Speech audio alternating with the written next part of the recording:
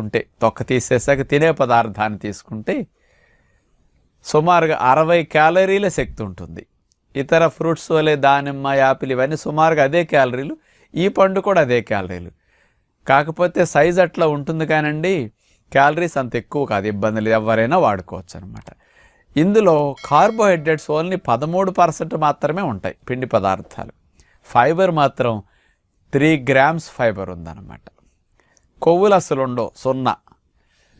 అట్లాగే protein 1.2 gram protein ఉంటుందన్నమాట 100 గ్రాముల్లో తీసుకుంటే. ఇది డ్రాగన్ ఫ్రూట్లో ఉన్న విషయాలు. ఇక ఇందులో మెయిన్గా చెప్పుకోదగ్గది ఏంటంటే మినరల్స్ బాగా ఉంటాయి అన్నమాట.